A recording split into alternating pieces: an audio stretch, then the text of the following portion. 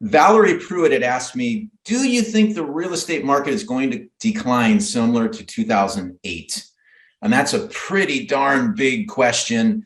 Nobody really knows exactly what's going to happen in simple answers, but I want to share a little bit of things that I consider in my answer to this question.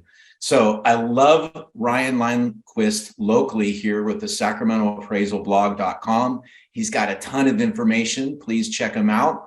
So looking over here at the first graph on the left, we see what the market has done for the county median price since 1990. If you look at it, you'll see like 1990, 91, all the way almost through 98, we have a slight decline, very little bit. And then we go up, up, up, all the way up there through what, 2006, 2007. And so this is the big question she's asking. You see this huge dump, right? From about 2008 all the way through roughly 2012. We're pretty much down there at bottom. And then we go up, up, up, all the way up to about, I don't know, 2021, late 2022. And here we come down. And the question is, following forward, I don't know if you can see my cursor, but following, is it going to continue and have this big trough like we had before? That's the question that I'm here to answer. Looking over at the right, this is a slide that Jeff Marr provided to Donna, betting against the champ. And this is from Case-Shiller S&P. And this is, I don't know, a certain number of markets in the US that they did change in home values since 1941. If you look at it, you'll see that from 42 all the way up to 55, values on average went up. 1955, 0. And then you move on, and we don't see any drop until 90 and 91 for a couple of years. And then again, positive on the real estate until we hit this 2007, 2011 period. We had about 5 down years. And then since then, everything's gone up. I want to mention, having been in the lending industry for 36 years, prior to 2007, probably about 5 years just prior to that, we had a huge period of creative financing. And when we hit 2007, we had a lot of loans on the books that were not good. And we had what I call an atypical seller, which are the banks. The banks needed to get their poor assets off the books. And I think that's a large reason why we had such a huge drop. They do things that a typical seller would not do, in my opinion. Some more from Ryan.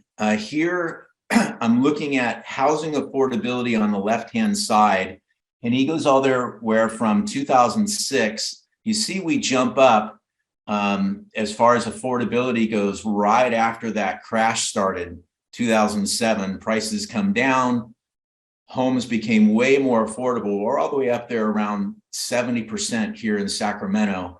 And then we steadily come down as prices go up. And if you remember that chart, 2012 is when we really started the end our down years. And naturally, affordability went down, and it's gone down, down, down, down, all the way down here to about 28%, similar to where we were in 2006.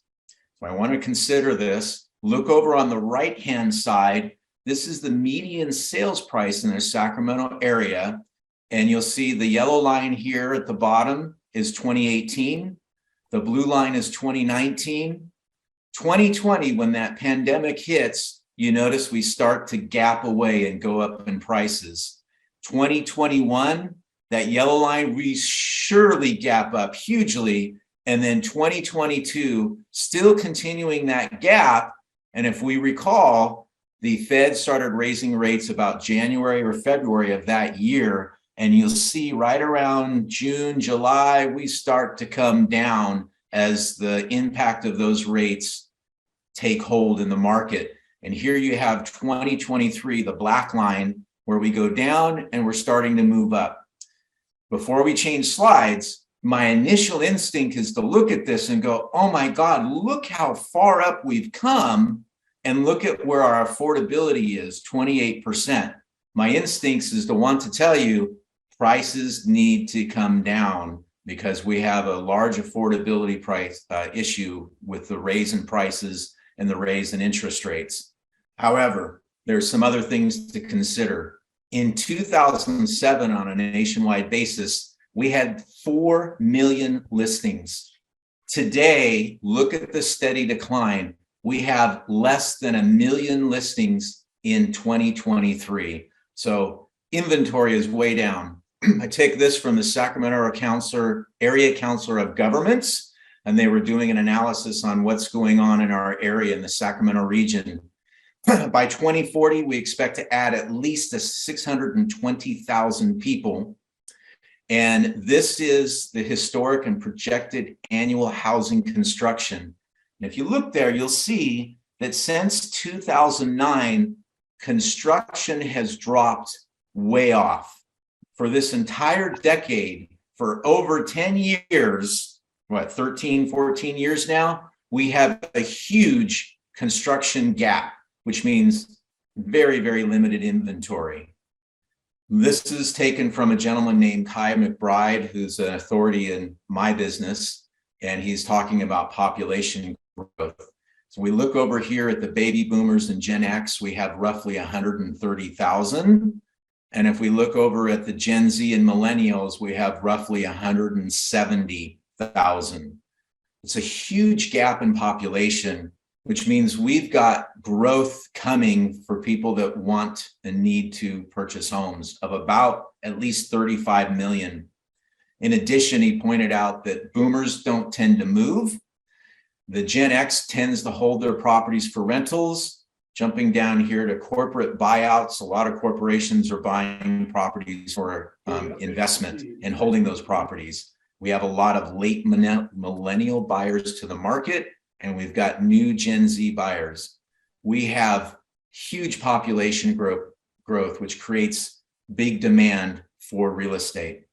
So, in short, for all these reasons, due to severely limited inventory with historically low housing construction rates, continued population growth, and new standards of lending implemented in 2010, and not all the bad loans we had before, I personally do not think we will see a similar decline as in 2008 at all.